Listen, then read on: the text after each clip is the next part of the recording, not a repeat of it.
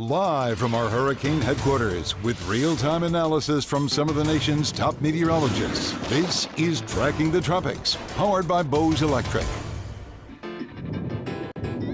Tropical Storm Idalia getting stronger, ready to emerge in the Gulf of Mexico with the latest models all pointing towards the state of Florida. The question is exactly where? Will it be the Panhandle? Could it make a Ian-like turn and hit the Tampa Bay area? We're live tonight in the Stream Center to answer your questions on Tracking the Tropics, powered by Bose Electric. Hello there to you folks. A special Sunday night edition of Tracking the Tropics with WFLA Max Defender 8 Chief Meteorologist Jeff Berardelli, myself, JB Biunno. Want to make an important note before we look at the latest track, the latest spaghetti models, where Idalia is expected to head tonight.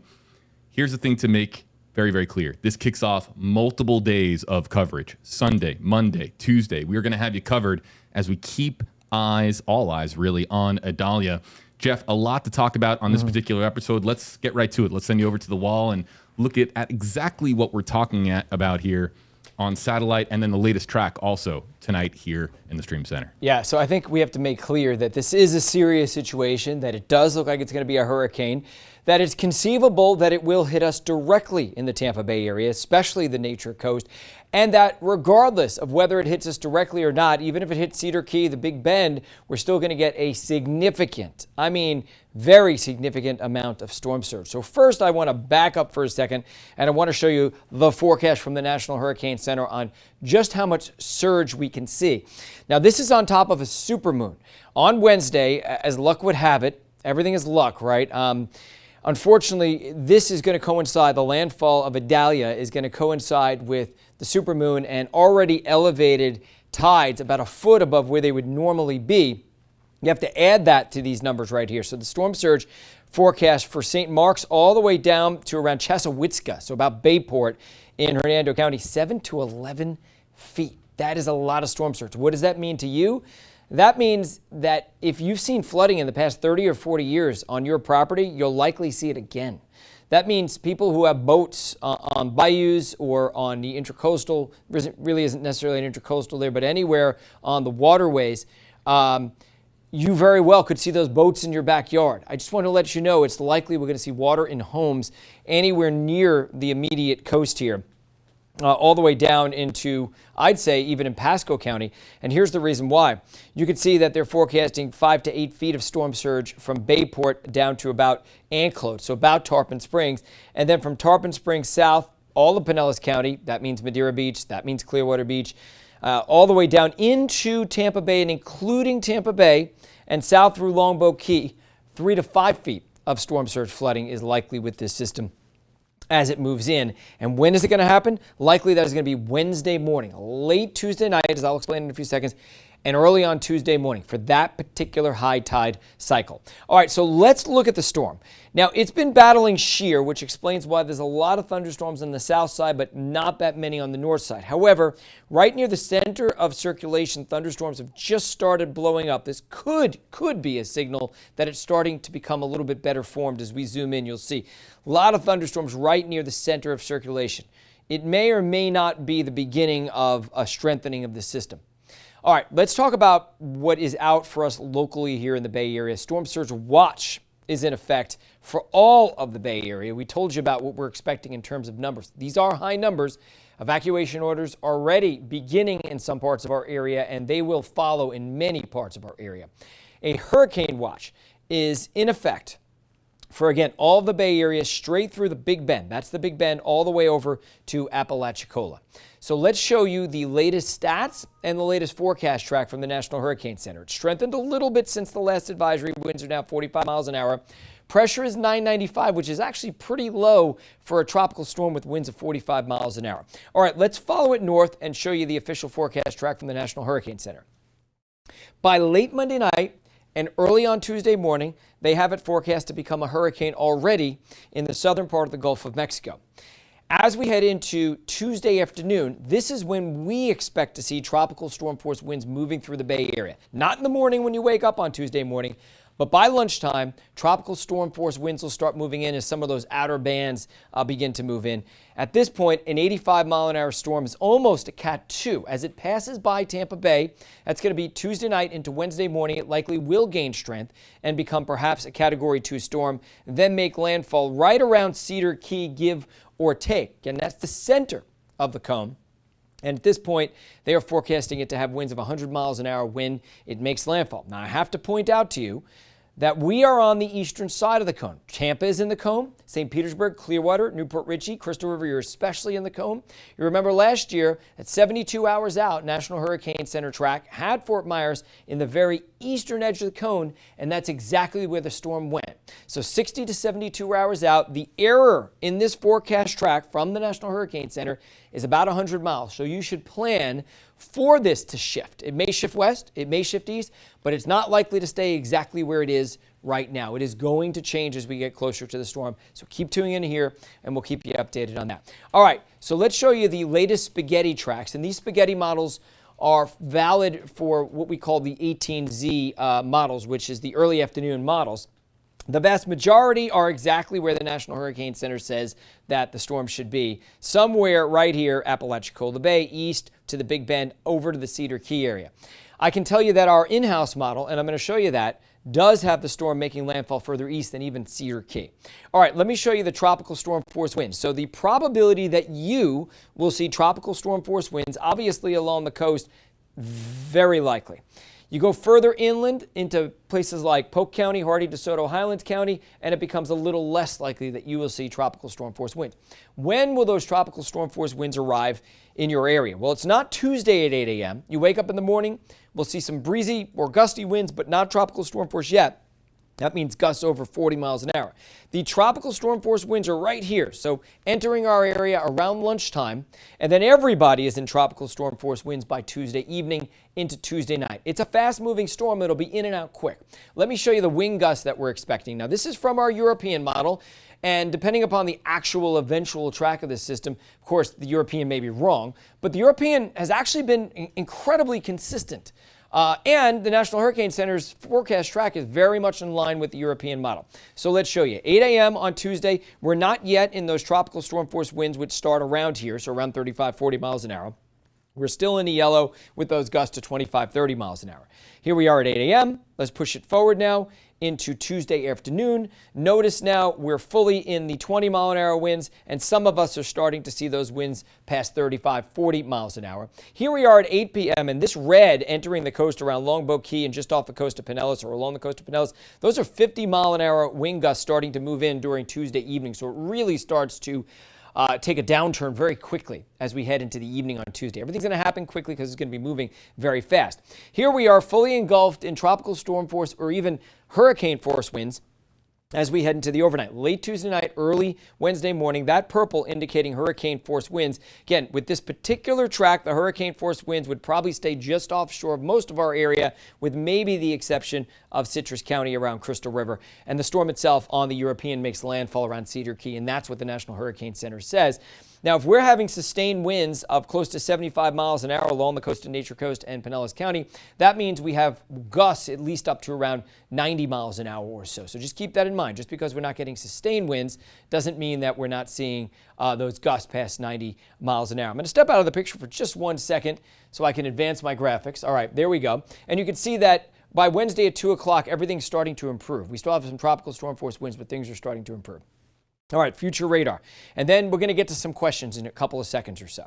All right, so this is a look at our in-house computer model. It is the latest run of the model, which just came out maybe a half hour ago. This is hot off the presses. Here we are at 8 a.m. on Tuesday, nothing yet. Here we are on Tuesday afternoon, the outer bands start moving in. That's when we start seeing those tropical storm force wind gusts. Here we are at 8 p.m. and there's a full-blown hurricane just off the coast, maybe 50 miles from Indian Rocks Beach. This is according to our latest in-house computer model, which is a pretty accurate computer model. Here we are at 8 p.m., lots of outer bands moving through. The worst of it, obviously, as we start to really get into the core of the storm just offshore, is Tuesday late in the evening, Tuesday night and Wednesday morning. And notice where landfall is, somewhere between Cedar Key and Crystal River. Crystal River, this puts you inside of the eye wall. So if this computer run is right, the Nature Coast, especially from anywhere around Bayport north, you could see sustained hurricane force winds, and then everybody else would see those bands with those tropical storm force winds sustained, but those gusts to about hurricane force. And you can see a lot of these bands continue through Wednesday morning and also into Wednesday afternoon as well. So even though the storm's moving fast, we'll still be stuck in bands for a while. Want to show you the waves and surge here. Look at those waves building offshore in the purple, close to around 30 to 40 feet way offshore. And notice the onshore flow starts to push in generally after midnight on Tuesday night. So it's really Wednesday morning. It's that tide cycle in the morning on Wednesday morning when we have this wind flow blowing into the bay, blowing up against our coast, 7 to 11 feet of storm surge, St. Mark's down to Crystal River, and Bayport south to Tarpon Springs 5 to 8. 3 to 5 feet of storm surge, Pinellas County and Tampa Bay. How much rain are we going to see? This is what a lot of people are interested in. They're hoping to get the rainfall, and we're going to get some. It really depends upon the exact track here, but the red indicating general 3 to 4 inches of rain, according to the European model. And this yellow indicating some areas will see 4 to 8 inches of rain along the immediate coast. We could use as much rain as we could get around here. I want to end with this, a graphic right here. It's quite astonishing. These are all the hurricanes that have come within 200 miles of Tampa Bay since 1950. As I zoom in, notice this right here. Over the past 70 plus years, there have not been any direct hits from Cedar Key all the way down to the very southern point of our viewing area, which is Venice. None. No direct hits, landfalls from the Gulf of Mexico. Yes, we've seen some hurricanes move through the interior areas. Charlie, Irma, Ian, especially across Polk County, Hardy, DeSoto, Highlands County, even southern Sarasota County has seen hurricane force winds. But in terms of a direct hit from the Gulf of Mexico, a landfall, we have not seen any in over 70 years. And JB, the reason why I bring that up is we have untested infrastructure, a lot of untested big oak trees, a lot of untested homes, and a lot of untested people. An inexperienced population directly here in the Bay Area has never experienced a landfalling storm. You're, of course, talking about all the folks from the Northeast, Midwest who have moved down here in the last few years. Also, there's this myth, you know about it, that Native Americans protect Tampa Bay. That's right. When you talk to people out on the streets, whether it's at Publix, they say, nope, a hurricane will never hit Tampa Bay. The Native Americans will protect us. That is just the running joke in Tampa Bay. But this graphic is mind-blowing. Isn't it? Showing that we just really haven't had that direct hit. We've been incredibly lucky here, but I will also kind of tease, JB, you know all about this. We are doing a study with Columbia University right now. So it's WFLA has partnered with Columbia University to do a study, and I actually am just starting to get those results to see if Tampa Bay has just been lucky or if this is a very typical climatology. If this is just normal for the Bay Area, we will have those answers for you within the next week or two, and we will, of course, tell you about it right here and also on television as well. Yeah, be very fascinated by the results of that. Jeff Berardelli, JB Biunno here with you in the Stream Center. Jeff, if we could throw up the track. Sure. I know that a lot of folks out there have questions. I've been building up a queue of questions, but right now, if you use any of the hashtags on your screen, so that's hashtag HeyJeff or hashtag HeyJB, look, folks, the purpose of this program is, one, to inform you, and then two, to talk with you back and forth interactively to answer as many questions that we can. You want to know if it's going to hit your neck of the woods? We're going to talk about it as long as you provide us with a question on Facebook Live, Instagram Live, YouTube Live, other social media platforms. Just use one of the hashtags if you want us to pluck your comment out of the comment section. Jeff, let's get right into it. Sure. Use a hashtag, folks. Ask a question. It is that simple. And we're going to start here with Woods on the WMBB Facebook page. And actually, you know what? That's actually the wrong question. Hopefully we can get it loaded up. But you know what? I can tell Beth answered her question. Yeah. Which is, Wednesday morning's probably not a good morning to be leaving Tampa. I think it's going to be too stormy, and I don't know if they'll have the airport ready for you. So it may be a good idea to make early decisions, be proactive. This way you get the flight you need, be it Thursday or something. That's my advice on that one. Okay. Yeah. I'm loading up some more questions, but Sure. we had one about school closures. Yeah. We have a list of school closures on our website. But I've heard that there are already, in fact, Hernando County, I think there's been some school closures there, but I don't know which of those school closures there are. But I know that we are putting that information on our website right now. And JB, while you're getting that, I want to show everybody just something I think so important is everybody always looks at the middle of the cone. This was the National Hurricane Center cone, 72 hours before Ian made landfall. Now, you'll notice that the center of the line was right through the Big Bend, right through the Big Bend area of Florida.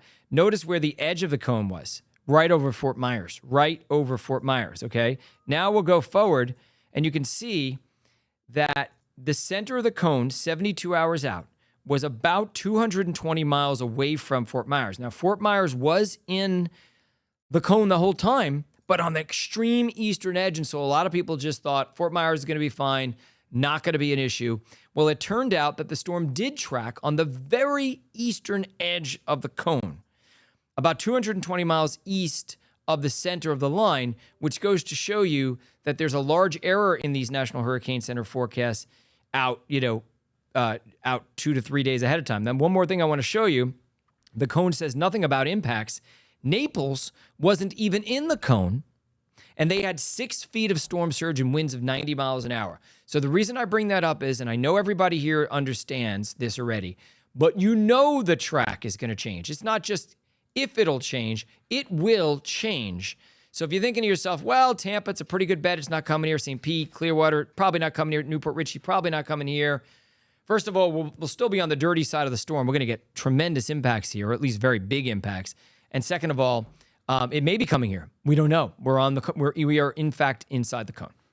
I was going to ask this question because we were talking, of course, about Ian around this time last year, of course, around the peak of hurricane season, and we were talking about how Ian in that final really 36 hours, Jeff, made that turn. Now that turn was still within the forecast cone, That's the right. National Hurricane Center's forecast cone, but Tampa is still in that cone, folks. So the Tampa Bay area is still very much in play.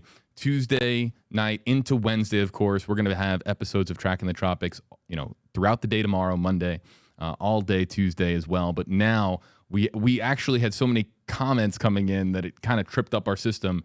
Now we're going to get to your questions using hashtag HeyJB or hashtag HeyJeff. We're going to rattle through as many of these as possible, Jeff. Okay. And this first one comes in from the Panhandle, from WMBB. This is from Woods. Hashtag HeyJeff. What should Panama City expect? You are not in a cone right now. And if the storm does head on the west side of that cone, sure, you would experience some pretty significant weather, but it is most likely that you're not going to be on the dirty, strong side of the storm, meaning you're not going to see the onshore flow. And without the onshore flow, you don't get that tremendous storm surge flooding. So I would say prepare for tropical storm force winds, maybe some power outages, but it seems unlikely that you're going to get a direct hit from the storm. How about this one from, hey, hello there to our good friends on Instagram. Yeah, we're live on Instagram tonight. Journosoph, or Journosoph. I think that's journalism sophomore, maybe, Yes, but that's what I think it is to me. On my Instagram page saying hashtag HJB, what is the significance of the tides and the supermoon? You touched on this earlier, but it's really not looking all that great for us, Jeff. Yeah, unfortunately, timing is everything, right? And as we head into Wednesday morning, Wednesday, we have a supermoon. So it's not just a full moon, it's a supermoon. That means tides are going to be elevated at least a foot over where they would normally be during the high tide cycle. So we're going to add another extra foot of surge. That means that even if we didn't have a storm, as long as we had a little bit of onshore flow on Wednesday, we would still have some minor coastal flooding in those places that typically flood. That's how high the tides will be. The kind of day where you walk down to the water and you're like, wait a second, the water's really high. It's almost coming over the wall, right? You've seen that. Those are supermoon days. We average a few of those high tide flooding days per year, between 3 and 5 or so. This is going to be one of those days, and then you're going to add a hurricane on top of it. Yeah, look at this track right now, you guys. My goodness. Cedar Key, Crystal River on that side of the... Right.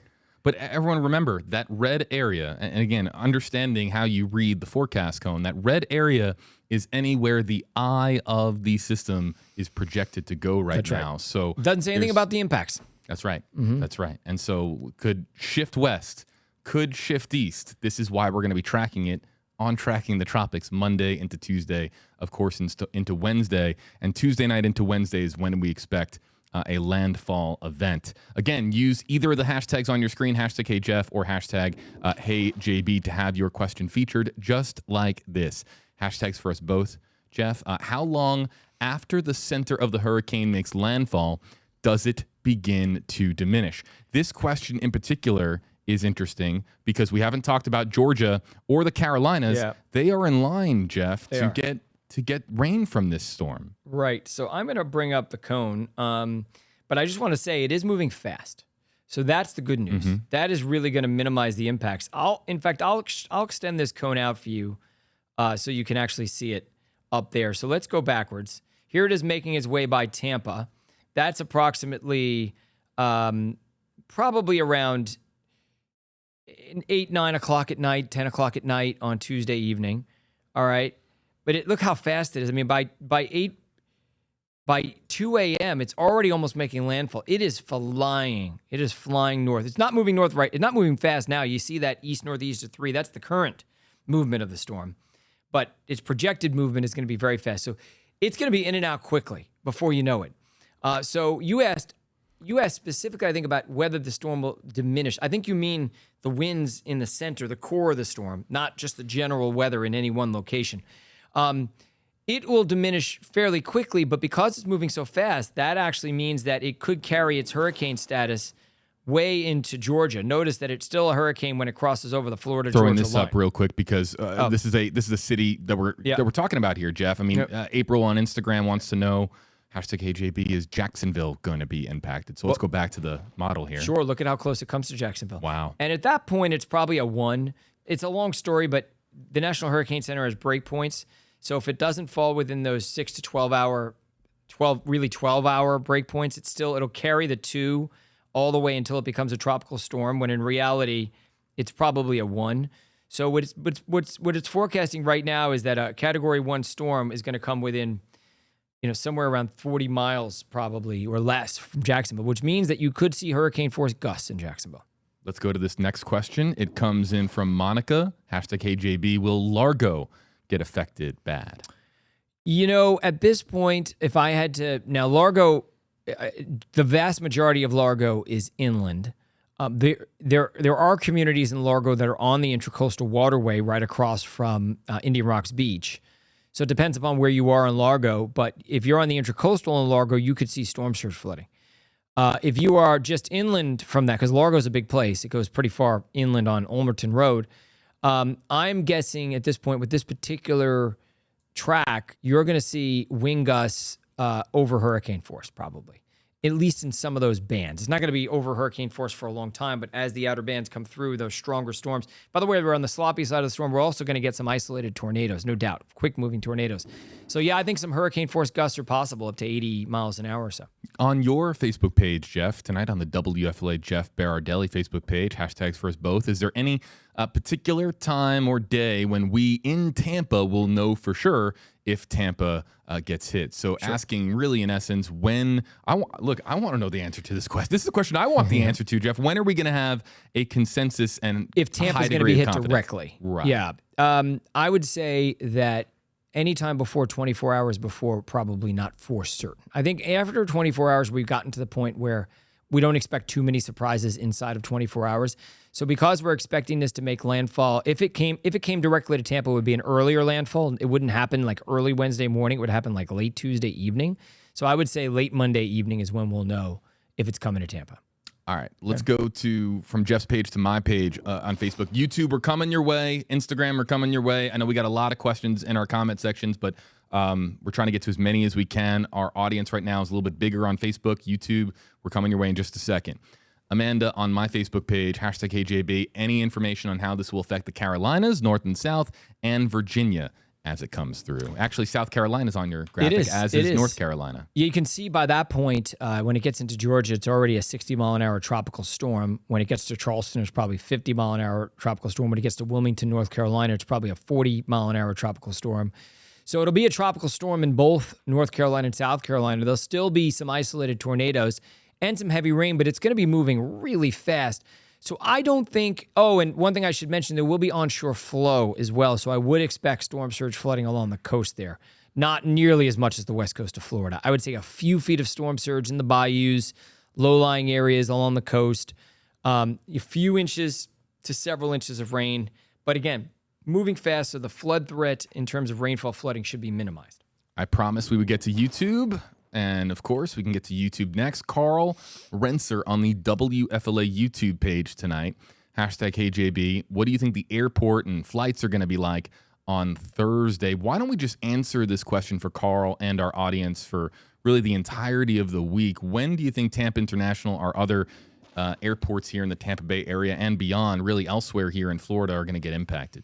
Yeah, I think the worst of it is going to be Tuesday into Wednesday. I think Thursday, actually, as long as the airport's not damaged. Probably clear. Yeah, it should be okay. So I think Thursday, just weather-wise, I can only predict weather-wise, it should be okay for flights to take off out of Florida. But remember, there's still going to be a storm tracking up the eastern seaboard. So that's going to impact flights coming in and out. And the airlines may decide to send their planes out of Tampa, right? Which means they got to get them back. And if they're stuck somewhere along the eastern seaboard, it may be more difficult. So I would say weather-wise, Tampa Airport will be fine on Thursday. But what I can't predict is the operations of these airlines and whether or not they're going to have the planes here. And if there's any sustained damage to the airport that could cause problems as well. Yeah, and travel, of course, people are going to want to know, do we hop out of town, or what do we do exactly? So the airport's obviously always on the tip of everyone's tongues when a storm is about to hit a particular region.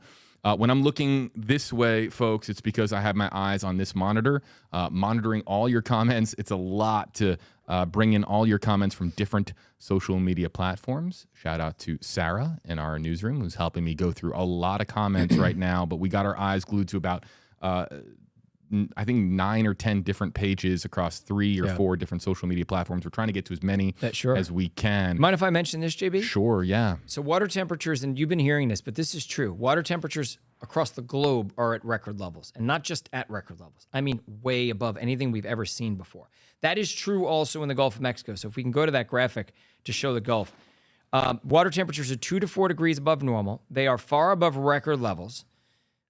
Now what I did was those were sea surface temperature anomalies, so the departure from normal. Now what I'm doing is I'm putting the actual sea surface temperatures on and watch the storm track across the water. Right now it's in waters that are about 84 to 86. Once it gets into the southern Gulf, now it starts to move into water temperatures that are 88 and at times up to 90 degrees. So this is some serious high octane to fuel it. Luckily it's going to be moving fast, but we've never had water temperatures this hot, really. And by the way, this is another interesting fact, JB.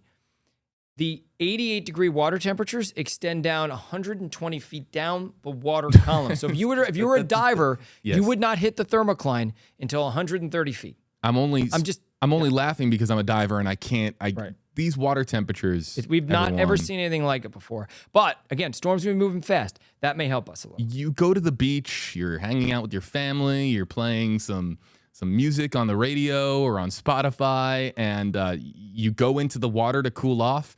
You're not really getting all that cool. No. It's not as refreshing these days on the Gulf Coast side of Florida. It is like walking into a warm bathtub. That's what or a hot tub, really. I mean, that's what our waters feel like right now. And it'll be very interesting to watch Idalia progress as it gets closer to 88 and 90 degree sea surface temperatures. Let's go to, let's stay with YouTube. YouTube, we're going to stay with you. Joshua Medlock on the WFLA YouTube page tonight. Hashtag, hey Jeff, what are the odds of it hitting a low-end Cat 3 storm? Now, the reason why, of course, this is particularly an interesting question. Now, Category 3, folks. Category 3, Category 4, Category 5 on the Saffir-Simpson scale is a major hurricane. When we were talking several days ago, Jeff, you and I, we were talking with our meteorologist, with Rebecca and Amanda, Eric. We were talking with Lee and Val. We were all talking about this, and we were noting how we didn't expect this really to get above a low-end Cat 1. Here we are Sunday night talking about a Cat 2 at landfall, and we're talking about sea surface temperatures 88, 90 degrees. Is there a chance it reaches this high octane fuel as it gets closer? And we're talking about a Cat 3 at landfall? It's conceivable. It's possible. I'm looking at the 18Z runs right now, and every single one of them is slightly below Cat 3. A lot of them are into Cat 2. Most of them are in Cat 1. I think what we're seeing here is an issue with wind shear. Let me show you this. This is important. It's a good question because we certainly could get to Cat 3. There is no doubt about it. But there's a lot of wind shear. There's a big mess in the Gulf right now. If you look, you can see a lot of red and a lot of orange, right? You can see where the tropical storm is. There's some blue over it. So there's a little window over the storm. It's kind of creating its own little envelope where it's protected. But wherever you see the orange, that is moderate wind shear. And wherever you see the red, that's strong wind shear.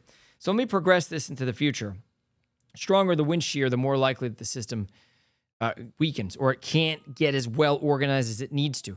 A storm can't take advantage to a great degree of the extremely warm water temperatures until its internal structure is revving like an engine, right? Until it's really a perfect structure, almost perfect structure. So as long as the wind shear can kind of inhibit it or distract it, if you will, then it's harder for it to really take full advantage of the hot water temperatures. So you'll notice here we are Monday at 1 p.m., and the shear is weakening to its north, and there's a little window of blue, that blue indicating very weak shear, but it's a very narrow area of weak shear the whole time. There's shear to the right, shear to the left. What did Jimmy Buffett say? Fins to the right, fins to the left. Well, right now there's shear to the right, shear. So it's really having to fight off at least moderate shear when it's in the eastern Gulf. Here's an important point in answer to this question. A trough of low pressure is going to dip to the south and suck the circulation north. So is that area high pressure to the east of Florida. When this happens, we can get rapid intensification up to landfall because that trough of low pressure, it's very meteorological, but I'll just say that it can add energy to these storms, okay? It really essentially allows for the storms to breathe better. And when they breathe better, they can suck in more energy, they can push out more energy, they become like an engine. So when we start to see this trough kind of pick up the storm, we can see rapid intensification up to landfall. So that's something that we're going to be concerned about as well. So the long answer to your question is, I know. No, because I've been, you know what it is? I'm selfish and I wanted to go through this meteorological explanation with everybody. I had the graphic. So thank you for giving me the opportunity. No, of course it's tracking the tropics and it's with our meteorologist, but I'll be honest with you. I lost you there for a second. Okay. But rapid intensification is possible is what you're saying. It is possible. I can check while you're looking for the next question. I could check what the probabilities are as opposed to what they were on. The rapid intensification probabilities were only about 30% before, but I have a feeling they're higher now. So I'm going to check while you get the next question. Okay? Yeah, and folks, let's just do a little bit of lingo. So rapid intensification, the concept of a storm very quickly, unexpectedly, going from, let's say, a tropical storm to a Cat 2 or a Cat 1 to a Cat 3. The definition is 35 miles an hour in 24 hours. There you go. Yeah. So there you have the numbers there, the stats from Jeff.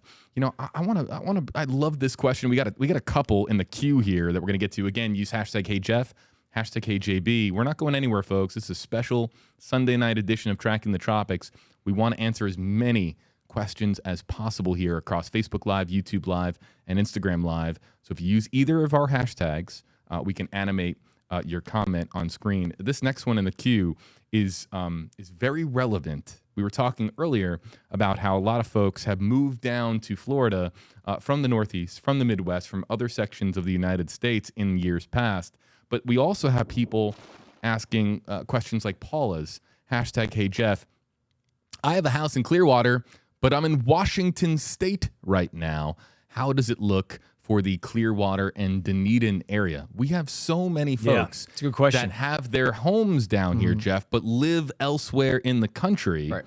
And so they're curious about their property and they're watching our forecast tonight and watching our live stream because they want to know what Idalia is going to do. So a couple things. First of all, I think Clearwater and Dunedin will likely, on the track that the National Hurricane Center has now, will likely have some wind gusts past hurricane force, so 80 mile an hour wind gusts, maybe a little higher than that. I think that's conceivable. I think the biggest issue is going to be storm surge, and it depends upon where your house is in Clearwater. If you've ever been to Clearwater, then you've been over the bridge that takes you from Clearwater to Clearwater Beach. Clearwater itself is elevated way up. There's a hill. there is a ridge line that runs down to Bel Air Bluffs. So in that area, you're not going to get any storm surge. You're way up, right? But there are parts of Dunedin and Clearwater, and especially Clearwater Beach, that are right at sea level. So if you go to Dunedin and you're in downtown and you head towards the water there, that little dock in downtown Dunedin, that's obviously right at sea level. So that means the downtown of Dunedin could very well see water, especially as you get closer to the Intracoastal Waterway. You can see that what's forecast right now for Dunedin is around 5-ish feet of storm surge, and a lot of that depends upon exactly where the storm goes. And then add to that the fact that on a high tide cycle, we're going to be about 1 foot above normal. So you could see as much as 6 feet of water, at the dock there in Dunedin. And same thing on Clearwater Beach. So again, I don't know exactly where you live, but that's the answer to that question. 7 to 11 feet of storm surge. Yeah, northern counties, wild. Citrus County. Yeah. And here's the thing. You see the same storm, same strength, but you see it on the East Coast, it's maybe 5 to 7 feet at most. Right. At most. We get about double the amount of storm surge that they get on the East Coast. That's because we have a very shallow slope. If you've ever done scalloping off of, Crystal River, or it's very shallow water way out. And if you haven't, it's a lot of fun. It is. Just don't go in the next couple of days, folks. Why is that? Yeah. Oh, the storm. No, yeah, you don't You want can to go tomorrow. You're not going to go. Oh, well, I guess you could. Yeah. Scalloping tomorrow, Not we're Tuesday. cool, but just not Yes. Tuesday. But really, you should go scalloping if you've ever done it. It's a lot of fun. Bring the kids. This is a really astute question from Kathy. Hashtag KJB, is the track similar to Hurricane Michael? I covered Hurricane Michael on Tracking the Tropics with our team here, Jeff, years ago. Yep. We did a lot of coverage of Hurricane Michael. And if you look at the Hurricane Michael track, it's a little bit more west. I believe that Mexico Beach on the Panhandle near Panama City Beach was the landfall location. That's right. And it does pose some eerie similarities to Idalia and Michael do have a very similar looking path, but I don't have. But they're different storms. Yeah, so it is somewhat similar in that it's close. But Hurricane Michael made a landfall in Panama City, Mexico Beach, which is significantly further west than where this cone is. Panama City's not actually in the cone. And I think the difference here also is that this storm's going to be a little closer to land, so it'll have a little bit more land interaction. But the one way in which this is, in fact, similar is that we might see rapid intensification up to landfall. I don't think this is becoming a Cat 5. In fact, what I find really interesting is that our computer models are generally not going berserk with this system. The hurricane models, which have a tendency to go berserk and show crazy numbers like a 920 millibar lowest central pressure, we're not seeing that even with the hurricane models. We're not seeing the hurricane models produce Cat 4s and Cat 5s. Every run that comes out, they're generally in the Cat 2 to borderline Cat 3 range. So there's something inhibiting this. And I think it is moderate shear in the Gulf. So there is shear to help keep this system from becoming the monster that Michael is. It's not as if all the ingredients are pointing to this being a Category 4 or 5 monster. But it was with Ian. It was several. I knew 8 days before Ian even got here, before Ian was even a twinkle in Mother Nature's eye. It wasn't even there. There was nothing even on the satellite. We knew that there would be a major hurricane in the Eastern Gulf. We knew there was nothing to inhibit it.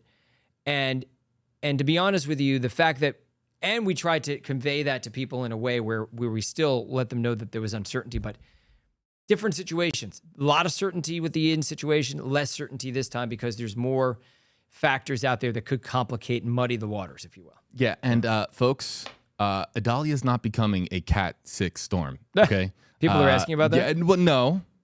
But I think it is a good public service announcement opportunity to address some of the TikTok activity that has existed in the last week or so. Folks, I'll just say this as plain as I can and look into the camera and tell you there is no such thing as a Cat 6 storm. That's true. Yeah.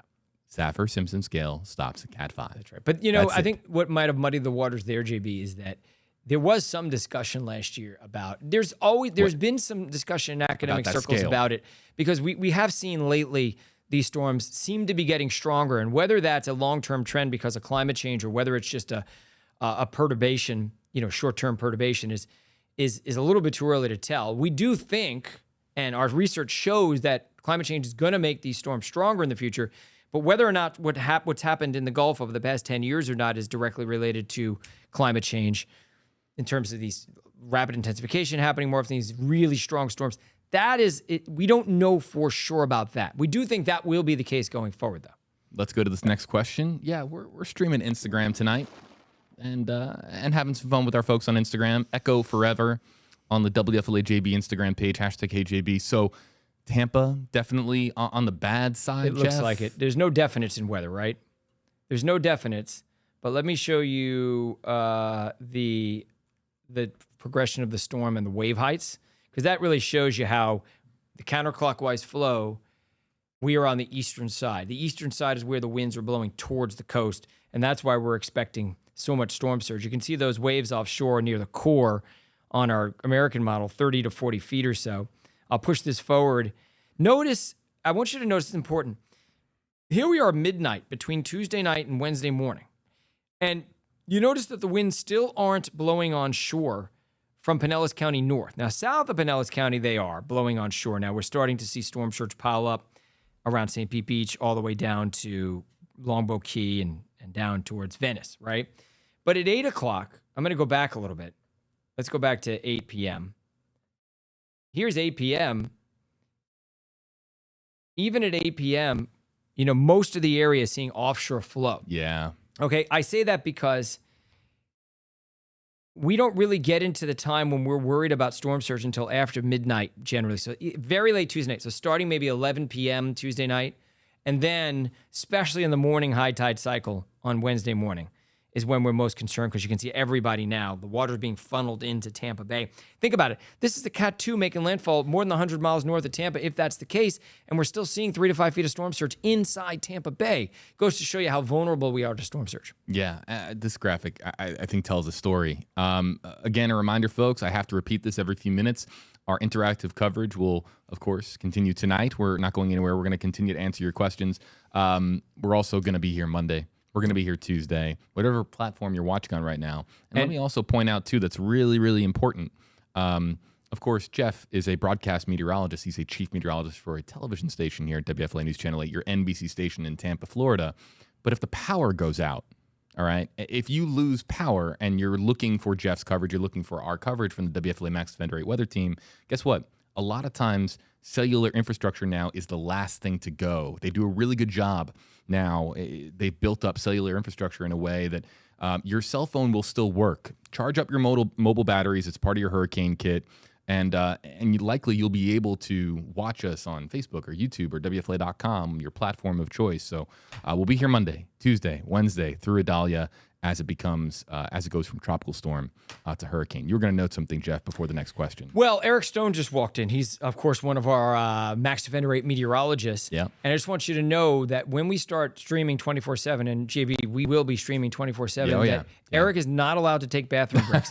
So we're going to need to get him a porta potty here. He doesn't need one.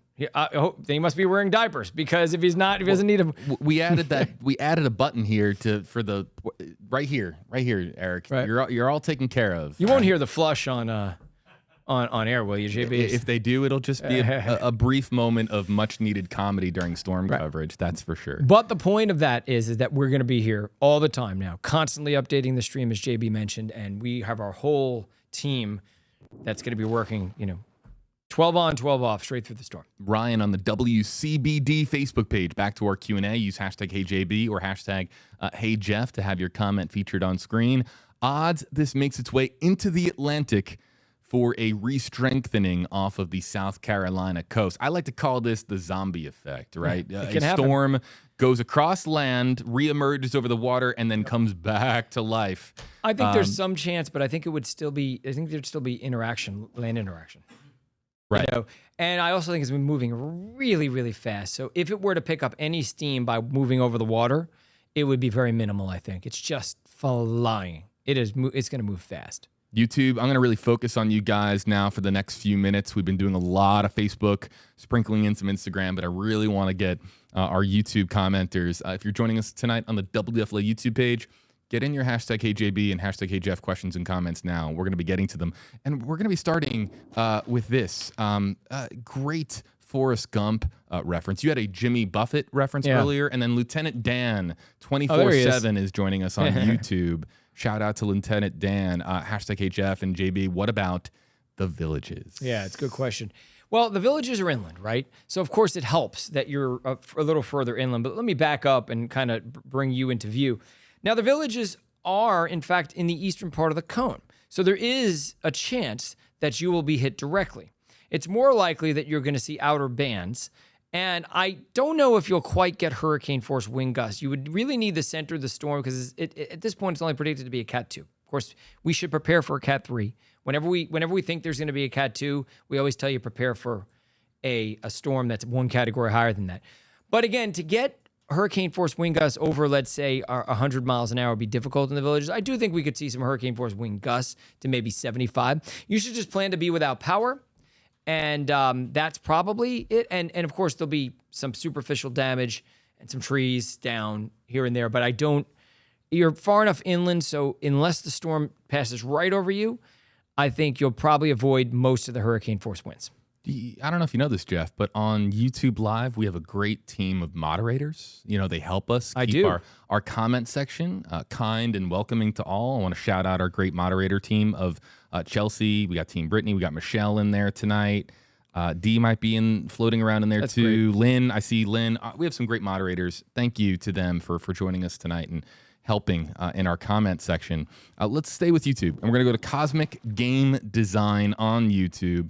Hashtag KJB. What are the impacts looking like for Central Florida? I haven't heard much information for this area. I'm over in Winter Park. Protect the theme parks, right? Disney World, Universal. Isn't it amazing how, when you think about the storms that we've seen over the past 20 years, Francis, Jean, Ian, Charlie, they've all had a much bigger impact in Central Florida than they have in Tampa Bay. It's really just insane to think about that. Tampa Bay is either protected by the Native American burial grounds, or we're just, this is just statistically normal for our area. So I want to show you this. This is the probability of tropical storm force winds. And even though I didn't add any cities for Central Florida because we're mainly a Tampa Bay station, you can clearly see Central Florida. The chance that you'll see sustained tropical storm force winds in Kissimmee is moderate. You go east of there into downtown Orlando, and then you start moving into the possible category. It's not quite as high, but you are going to see tropical storm force wind gusts as the outer bands move through, and you could see isolated tornadoes. So that's the main impact as it stands right now on Central Florida. How about this next question? Also sticking with YouTube Live. Hashtags for us both. Look, Newport Richey is in a somewhat vulnerable spot right now, Jeff. Is that a fair way to put it as far as Newport Richey at the moment? I would say, yeah. I think the biggest threat in Newport Richey is going to be storm surge. Yeah. There's a lot of real estate that is at very close to sea level in Newport Richey, if you're west of US 19 especially. And remember, that area is being forecasted to have 5 to 8 feet of storm surge. It's a lot. Folks, for those of you who were around during the superstorm back in 1993, the Nature Coast ended up with about that much storm surge, about the 5 to 8 foot range. And that was not a hurricane. That was a strong cold front connected to a big nor'easter. Turned out to be a nor'easter. It was during the middle of the winter. I'm sure there are some people that are watching right now that remember that. It was somewhat unexpected. The squall line of severe thunderstorms in the Gulf pushed in and forced 5 to 8 feet of surge into the Nature Coast, and even Pinellas County had a significant surge. And that wasn't even a hurricane. That goes to show you how vulnerable the coast is here, that a cold front could do that. So in the case of Newport Richey, 5 to 8 feet of surge, if you were around in 1993, you'll know exactly what to expect, because that's pretty much what happened. People's boats were like a mile away from their docks. I mean, it was pretty astonishing for the middle of winter in a cold front. But that's a lot. That's a lot of storm surge. So, I mean, look, I didn't mean to, and I didn't mention anything else. I mean, Newport Richey, you'll get a few to several inches of rain. You will get some isolated tornadoes. You'll get some wind gusts over hurricane force. I would say you could see gusts with this kind of track up to maybe 90 miles an hour or so. It's conceivable, which means you should plan to be without power. Robert Leonardo on YouTube Live wants to know about Highlands County. Yep. And for our viewers joining us, not familiar with where Highlands County is. Sure, Sebring. On Yep. that map. Yep. Yeah. Yeah. And again, same thing here. I put the probability of tropical storm force winds where it's red and it's purple. You don't see purple there, but you will eventually. Let's go full screen here because you can barely see Sebring there. Yep. There it is, all the way in the bottom right. Yeah. So the chance of tropical storm force winds in the red, the deep red, that's 100%. And then in the purple, which is not there, but it will be soon once we get closer to the storm. But you can see the Sebring and areas like Orlando, you're in the kind of less likely. When we say tropical storm force winds, though, we're talking about sustained. So for a significant period of time, not just these gusts.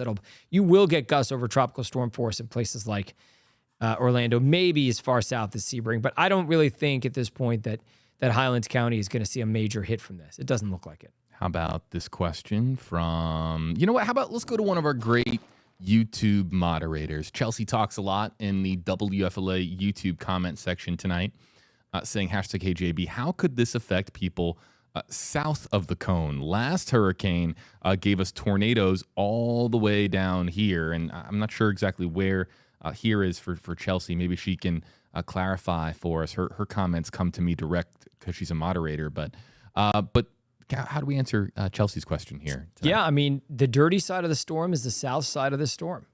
And if you take a look at this hour-by-hour radar, here we are Tuesday, 8 a.m., and look at those bands sweeping in, well over 100 miles to the east of the core, places like Sanibel Island, inland areas like Hardy, DeSoto, Highlands County. We talked about Sebring not seeing direct impacts, but you're going to still see these bands, and there's going to be tornadoes, I can tell you that. So I would watch out for these quick-moving tornadoes. Tornado warnings will be posted if that happens.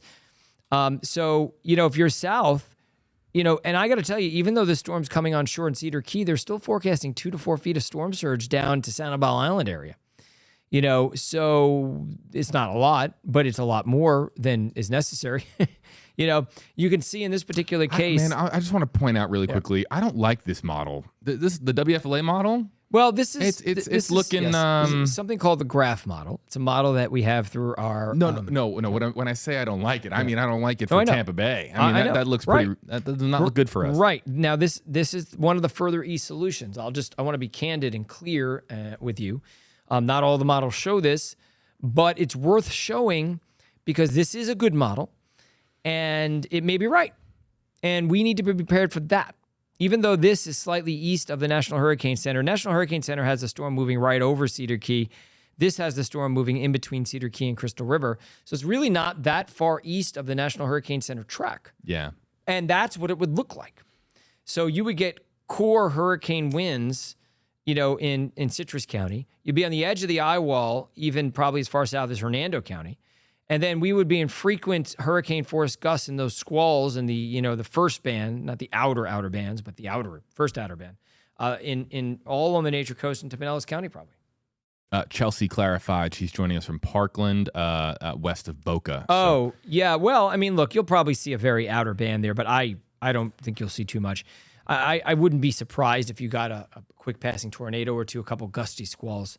That'll happen on the outskirts of these landfalling tropical systems, but I don't think you get anything more than that. Man, if it nudges east, if Idalia nudges east in that forecast cone, and if this WFLA model is somewhat close to accurate, man, I'm looking at Crystal River here and just thinking, just because maybe I know the area, I've been there, and I'm just thinking, so many people know Crystal River, they go there for so many different fun trips with the family. That's a spot that looks like it could get walloped if this holds. But that's why we have a couple more days here, folks, before we're really getting closer to a landfall event. We've had a lot of questions. We're going to go till 9:30 tonight, so we got about another 20 to 25 minutes here on Tracking the Tropics. But Eddie M on YouTube Live, hashtags for us both. How will Tallahassee be affected? We've had a lot of questions tonight about Florida's capital. Right. So I'm going to fast forward this track here so you can see where it goes. So Tallahassee would be on the western side of the storm, most likely, although Tallahassee is in fact in the cone. It's on the very western edge of the cone. So just like with Ian last year, Ian tracked on the very eastern edge of the cone. it's not out of the question that this storm will track in the cone, but on the very eastern side, or in the cone on the very western side. That would put it as far east as a direct hit to Tampa and as far west as a direct hit to Tallahassee, if that were to happen. But this particular track, Tallahassee would be on the weaker side of the storm. The less dirty side of the storm is less likely you'd see tornadoes. You get less rain. You obviously would not see storm surge because you're so far inland. So, but you could see tropical storm force winds, and that would be all you would see, and some heavy rain for a short period of time. Again, Jeff Berardelli, JB Biunno here with you live, folks, for another about 20 to 25 minutes, taking as many questions as possible across our social media platforms. We're going to go one more to YouTube Live, and then Facebook.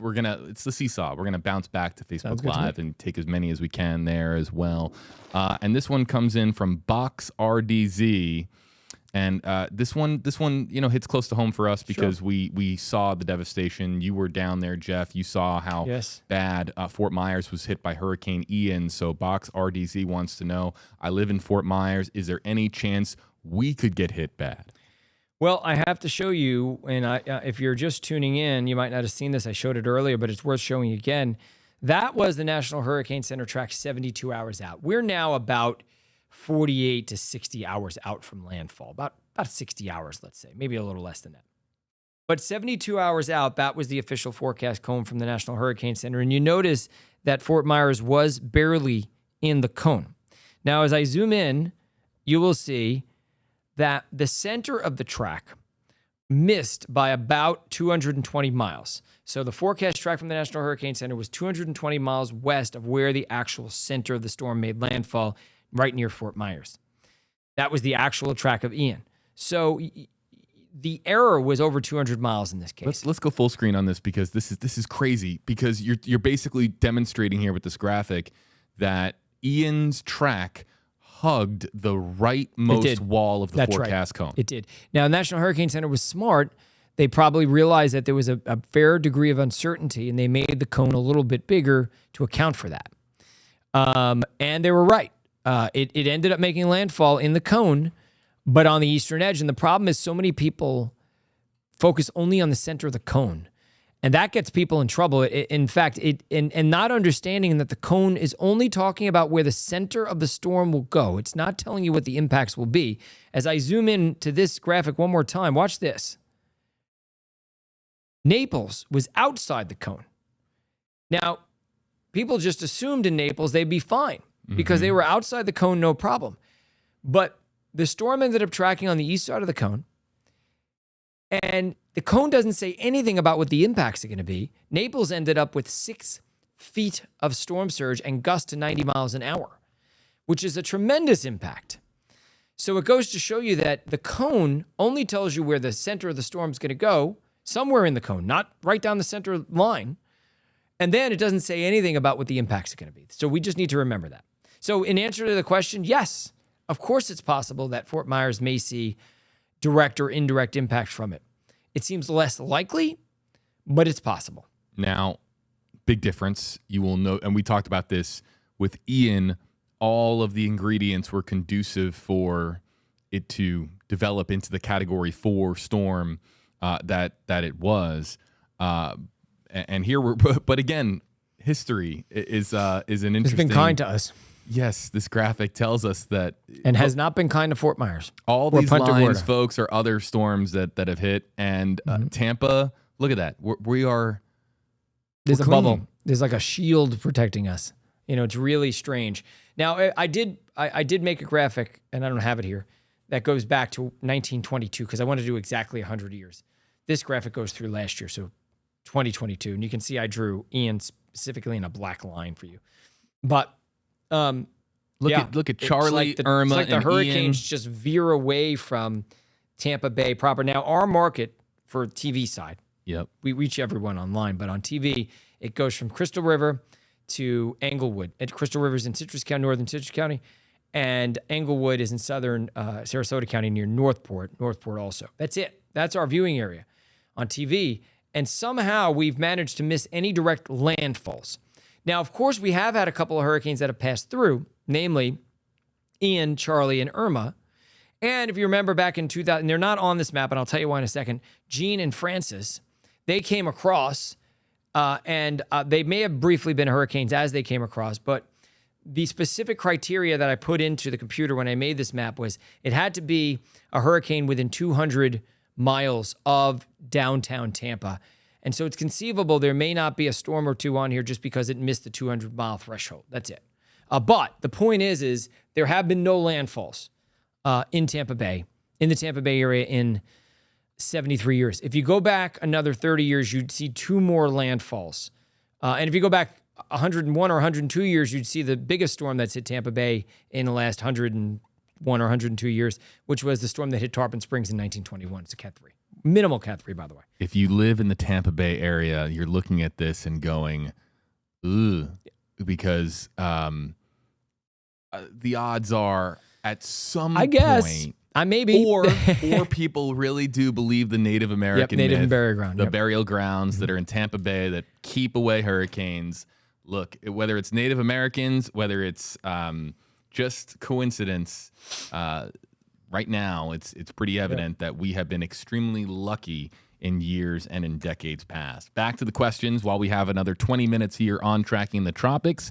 Nelson, I'm going to bring you up here really quickly and just let you know we have all of it for you on WFLA.com. You should also be able to find it on trackingthetropics.tv. We are going to update our school closures list. But really quickly, Jeff, I mean, everything's going to be fine tomorrow. I mean, some schools will like to close early as a precaution just to, allow for people and families to be as safe as possible to take the necessary precautions that they need for Tomorrow's their homes. the day to do it, though. Yeah, tomorrow is you were just at Publix. I was at Publix this morning. It was a ghost town. You were there tonight. Yep. And and there were young people. And when I say that, I mean, why is that? Because I think young people take it just a little less seriously. Oh, okay. And to see some of the young people there, they must have gotten the hurricane watches on their phone because we're all under a hurricane watch, saw it on their phone and said, let me just get to the store. And they did. Yeah, a lot of young people there. Yeah, and I always say this, but look, PSA, don't buy all the paper towels or water bottles or toilet paper. Don't be the person with the shopping cart of 6 things of 12 packs of toilet paper. Okay, I understand you want to be ready and you're doing everything you can for your family, but can we all just, be like cooperate? a community? Yeah, like be a community and just everyone gets one. You just share with your fellow neighbor. Be a good person. Just don't be that person. I can't stand seeing it, and so let's just hope that everybody, takes things seriously enough, but doesn't go overboard to the point where they are hoarding things. Chantel wants to know, #HAB, is Land Lakes going to get slammed? That's right here in Pasco County. I have friends in Land Lakes. Right. It appears that Land Lakes will see some, strong tropical storm force wind gusts. It would be hard to get hurricane force wind gusts into Land Lakes unless the track was much further south. But I do think that there's a potential for isolated tornadoes. I think there's going to be a number of tornadoes on the eastern side of this system. And I think that's the biggest inland threat. So if you're east of I-75, I think your biggest threat is going to be these isolated tornadoes that move by. If you're west of I-75, then the threat really ramps up quickly as you head towards the coast. Let's go to this one. This is interesting. Amanda wants to know on my Facebook page, actually, now that I'm looking at this graphic, what do y'all's newsroom do to prepare for these types of storms? Do we sleep there? We take precautions just like everybody else. We preach it on stream and on broadcast for everyone to take the necessary precautions to keep your family safe. We do the same thing with our families, Jeff. I have packed my hurricane kit. In fact, I have all my supplies that I need. I had a really good conversation with my wife this morning just about being ready. We don't know if this storm is going to take that nasty east turn towards Tampa Bay, but we also too, as journalists and as meteorologists, we also take precautions in our own lives and in our newsroom here at WFLA as well. I'm looking at some of the latest information here, and anything new come in? Well, here's the problem that we've had today, and let me go to the satellite photo and show you. The problem that we've had and I think as we zoom in, it's interesting to see. Watch this storm over the past 12 hours. See how it's kind of migrating east and east. The problem is it's very hard to predict. It's not really moving east.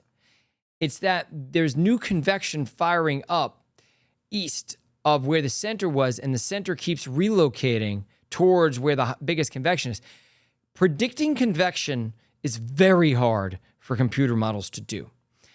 And so until the storm really has a very well-formed circulation to the point where convection on either side really can't redevelop the center, then we have a problem forecasting where the storm's going to start and where it's eventually going to move. And the latest is that the storm keeps moving east.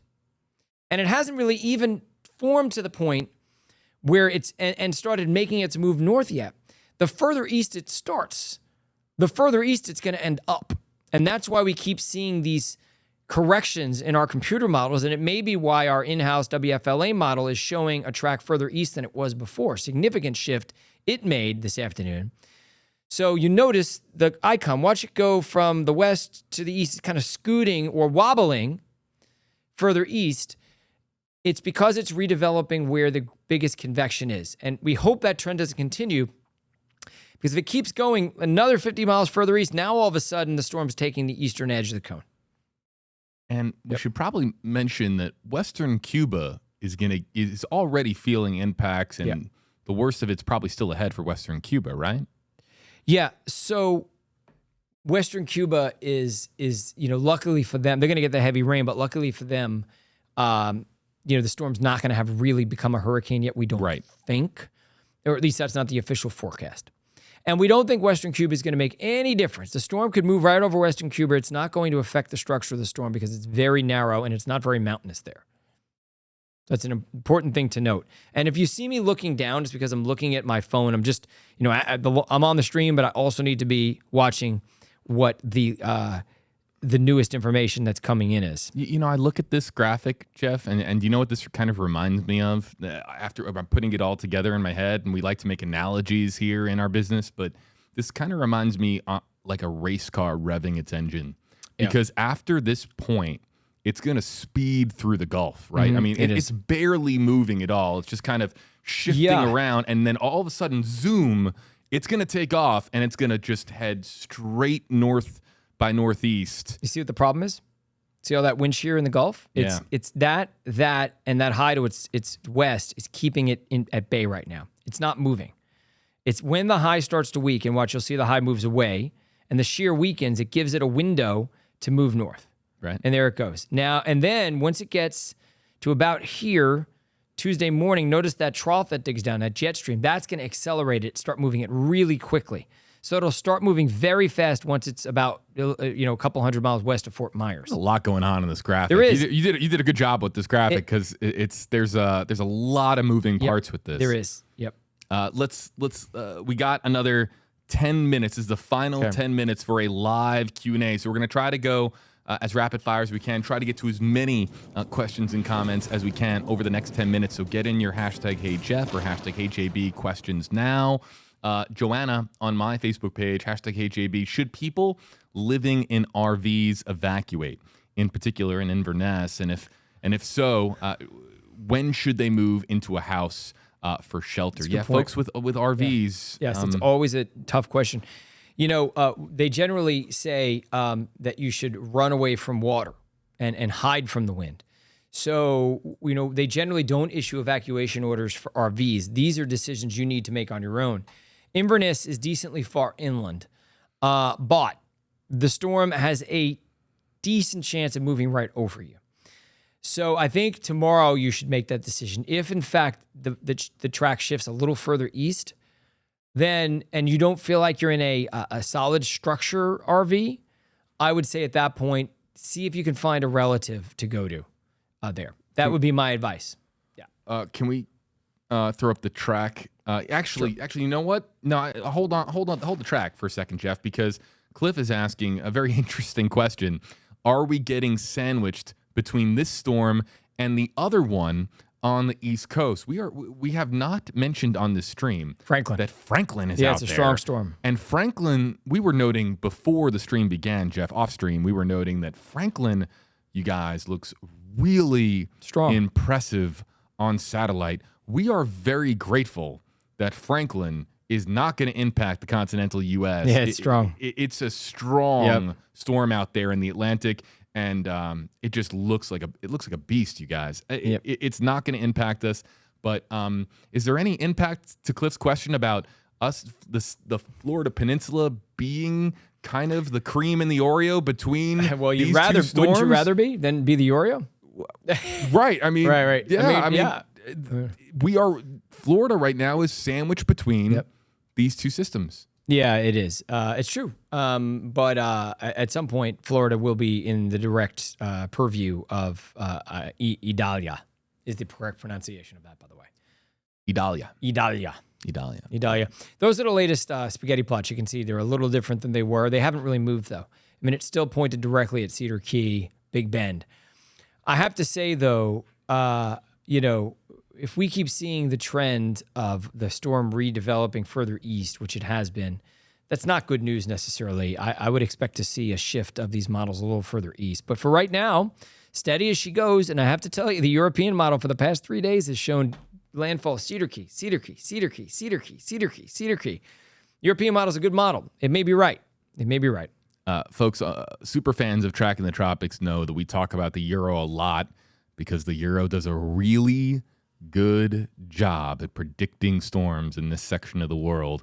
But folks, also take a mental snapshot right now of these spaghetti models and kind of where they are, because tomorrow on Tracking the Tropics, we will have a different set of spaghettis, and we'll note if they shift at all west or east. We're getting a ton of questions on Facebook Live about Polk County, Crystal, and others. We did not want you to think that we forgot about you. Hashtag HeyJB from Crystal asking about Polk County, of course, that being Lakeland, Florida, the area between Tampa and Orlando. Right. So let's bring up the gust forecast here. This will kind of help us determine how strong. So here we are Tuesday afternoon at around 3 p.m. Let me go backwards a little bit, not this minute. So that's when we start seeing those winds that are ramping up. But we're not yet in tropical storm force winds in Polk County, okay? Here we are, 8 p.m. From I-75 west, you're in tropical storm force sustained. These are sustained wind, or tropical storm force winds, gusts, I should say. Okay, let's go a little further east and push this forward a little. Here we are in the middle of the night. So later Tuesday evening into early Wednesday morning. Now notice what's happening in places like Lakeland, Bartow, Winter Haven. You're definitely seeing sustained tropical storm force winds and gusts, I would say at this point, probably gusts to 45 miles an hour, maybe slightly higher than that. Let's fast forward to Wednesday morning, and you're still getting those gusts over tropical storm force.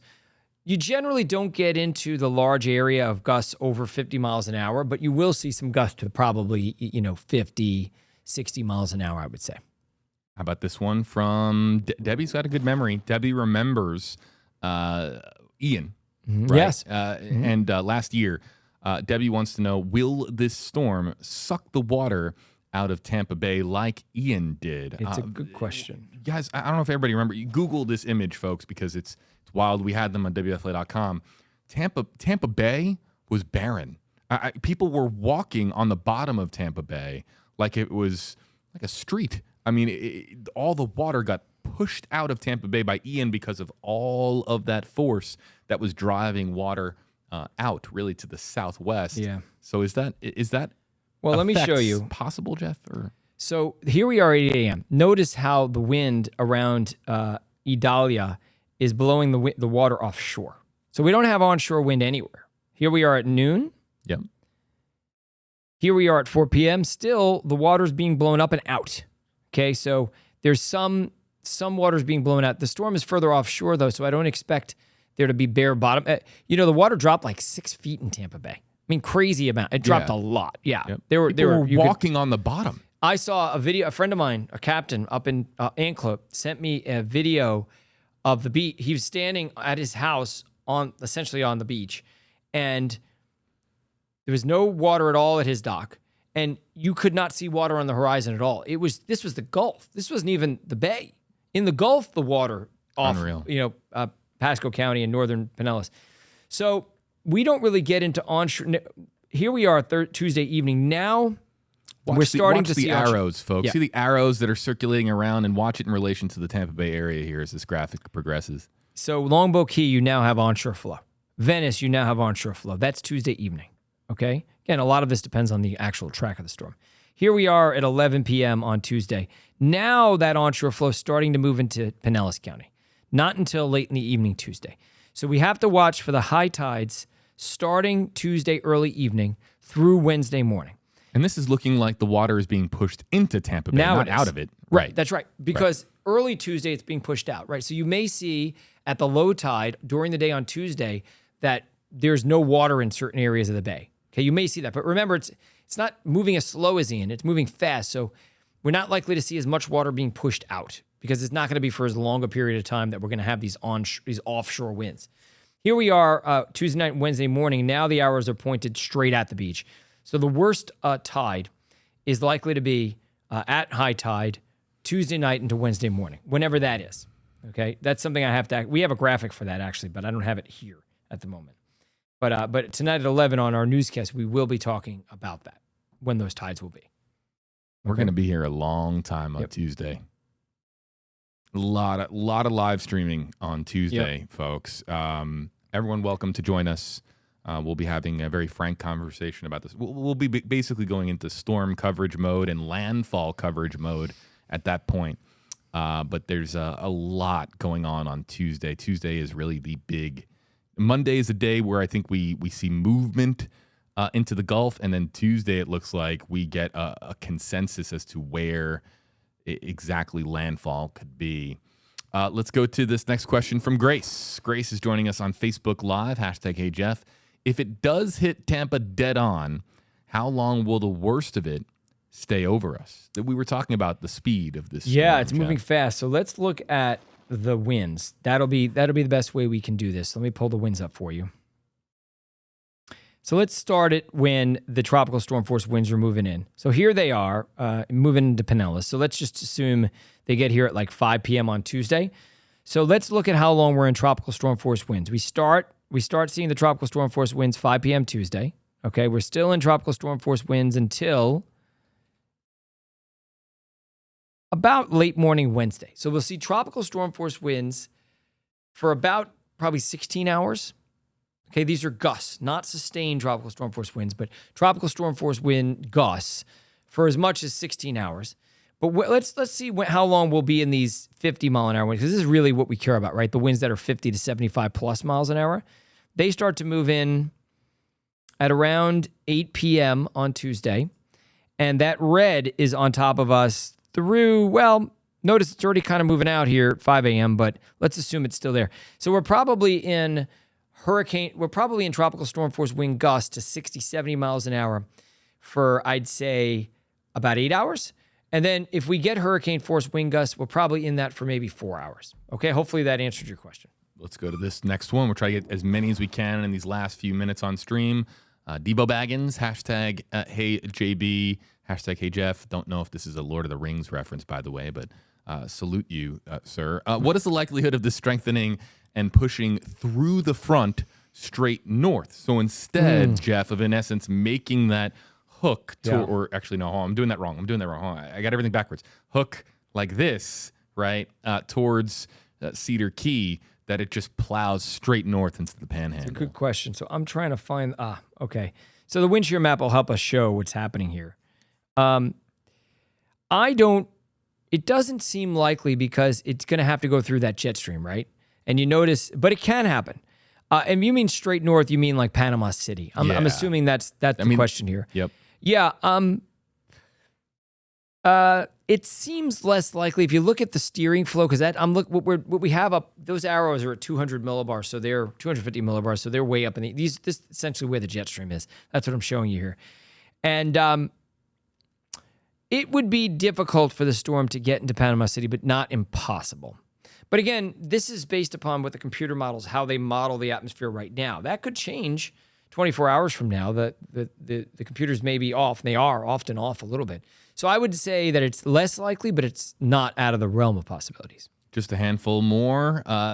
Jamie wants to know, hashtag HJB, how does this one match up to Irma in 2017? I mean, we're talking about two different types of storms, yes. no doubt. Yeah, I was on the air in South Florida during Irma, so I was right in the core of that.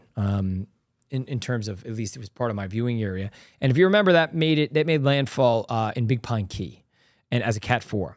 It was a stronger storm when it first made landfall, but then it weakened dramatically as it moved north. This is very different from Irma because it's so far west. It's in the Gulf. I mean, I would not compare those two storms at all. Michael's probably a slightly better comparison because it was in the Gulf, but even that I don't think is a great comparison because this is much further to the east. You remember where I was in Irma? You remember where I think I told you? No, where were you? I was in it. Yeah, I Where? was Hurricane Hunters. It's interesting. I was on the flight when it had just been named a Cat 5 and flew in with the Hurricane Hunters. Oh, wow. Long flight, How was bumpy it? flight. Bumpy? Just total. I couldn't do it. I don't like it. I'm not huge into. I don't love flying. I don't mind flying, but I would not want to do that. It was my fiance at the time. We had to have a real conversation about it because you're flying into a monster storm. Right. But Irma was. I'll tell you. I remember the moment. I'm getting goosebumps. I remember the moment where you emerge into the eye wall and the Coliseum effect and what that looked like. But Irma was a beast. Yeah, it was an absolute monster of a storm. We're not expecting an Irma here, folks, because as Jeff, our chief meteorologist, has been noting here on stream, just all of the elements, they're just not all there for this to become that monster storm of the season. We don't think so. It still should be taken seriously, no doubt, but it is not going to be that absolute historic peninsula-wrecking monster. I just caution that you can never say absolutely anything. Right. We don't expect it to be, I think, is I mean, I think the only thing that would it. give me pause there is that because water temperatures are just stuff we've never really seen before, that's how hot they are. I mean, we've seen water temperatures comparable, but this is by far the hottest the water has been. Strange things could happen. That's why I don't want to. It doesn't look like it's going to be that monster, that 4 or 5, but I don't want to discount anything really. Let's go to one more comment. Barbara, hashtag KJB. Why isn't the state of emergency mentioning the counties that are to the east of all this to get the blunt of the storm, or will they update the county list? We probably should have pointed out and emphasized more that there are hurricane watches in effect for many Gulf Coast counties. I have the watches. Let me put them up. Yeah, to show you where. So these are the hurricane watches. It may just be a matter of time before, if your county's not in it, and I don't know where you are, but it may just be a matter of time before your county is in it. Yeah. We'll keep you posted, folks. These watches are, they're designed to get your attention. They're designed to get you ready. They're designed to activate resources and to just get everyone sort of prepared, right? I mean, when it upgrades to warning, let's just really quickly point out, Jeff, the difference between a watch and a warning, because we expect hurricane warnings to get issued at some point. They could get issued as early as tomorrow morning. Yeah. I mean, so they issue watches 48 hours before they expect tropical storm force conditions. And in this case, they issue a hurricane watch 48 hours before they expect hurricane conditions. And then the warnings are issued 36 hours before. Well, if we expect hurricane conditions to start as early as Tuesday evening, it's conceivable that Monday morning, tomorrow morning, when you wake up, we might already start seeing hurricane warnings issued. Folks, it's going to move fast. It's going to move real fast. Yeah, I think that is a relief, because if it was the opposite, if this storm was going to expect it to move very, very, very slowly, it'd be agonizing. Oh, yeah. It'd be an agonizing week. Yeah, but really, Monday is a day, I think, Jeff, it's fair to say that we are going to be watching for this to emerge in the Gulf and to get maybe hurricane status. That's the forecast right now. Let me show the cone one more time, and then, before we finish the stream, just wait. Yep. This will be updated, by the way, at 11, and you can catch it on Channel 8, News Channel 8. Yeah. We will have it immediately as soon as it comes out. Okay, but here we are. This is Tuesday, 2 a.m. So it emerges into the Gulf Monday afternoon, becomes a hurricane Monday night, okay? Then it gets close to hurricane category 2 status, not quite. You can see it's still a 1 west of Fort Myers. But when it's passing Fort Myers, Sarasota, and Tampa, it's likely to become a 2 again. Just because it doesn't say 2 doesn't mean it's not a 2. It's just that there are only 12-hour increments in the National Hurricane Center cones. So it's either what it is at 12, within that 12 hours. If it changed, it doesn't reflect on this map.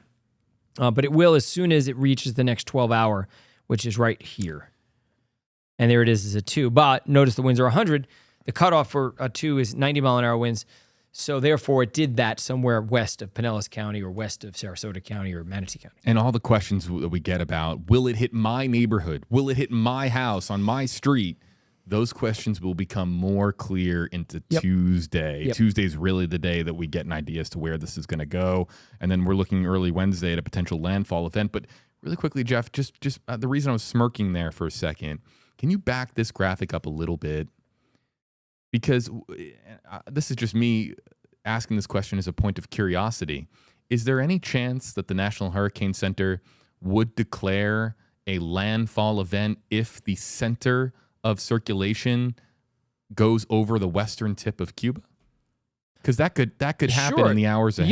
Yeah. It's a good point that you make. Let me see where they put it right now. Because right now, they do look put at it. that. They kind of try to put it over. Yeah, it's not going to matter. Just so you know, won't it's not matter. going to influence the structure of the storm because it's a fairly narrow area and it's not very mountainous.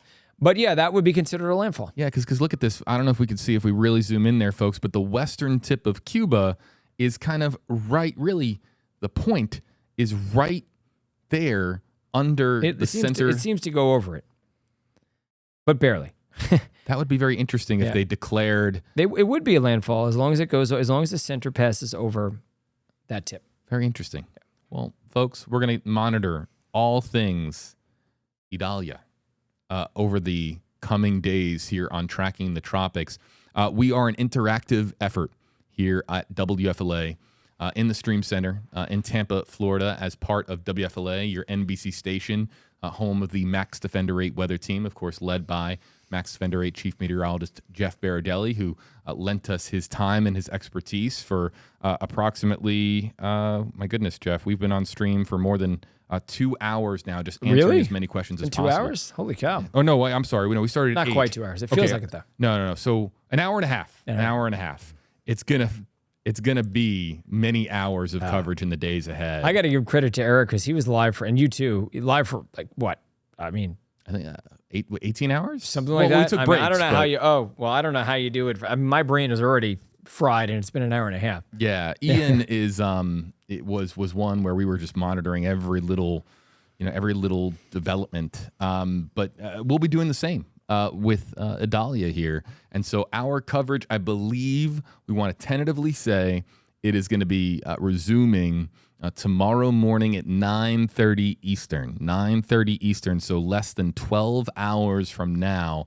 We're going to pick up our coverage tomorrow with some of the other meteorologists on the Max Defender 8 weather team. Jeff, before we wrap things up, anything else that you want to share on the stream while we have an audience of...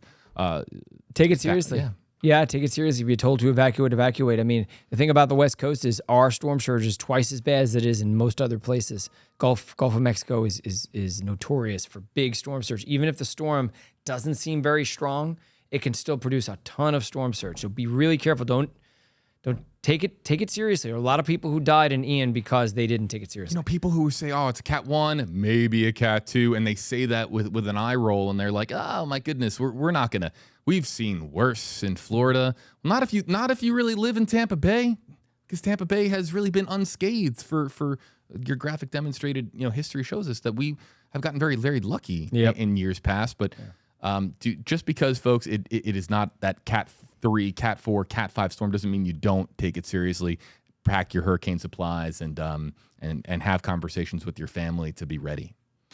But if that's going to do it for us, I'm JB Biunno alongside Max Defender 8 Chief Meteorologist Jeff Berardelli. All of your resources, models, storm updates, hurricane watches and warnings, everything that you need to know about Idalia and our coverage plan going forward, you can find it on WFLA.com and trackingthetropics.tv on YouTube Live. I know our moderators have been putting in links to helpful resources, including that list of school closures to find out if your school is closed as early as tomorrow. You probably want to check that out. Again, WFLA.com is your home base for all things storm coverage and storm prep here in the state of Florida and beyond. Again, a big thank you to Chief Meteorologist Jeff Berardelli, and our coverage will resume tomorrow morning here from the Stream Center in Tampa, Florida.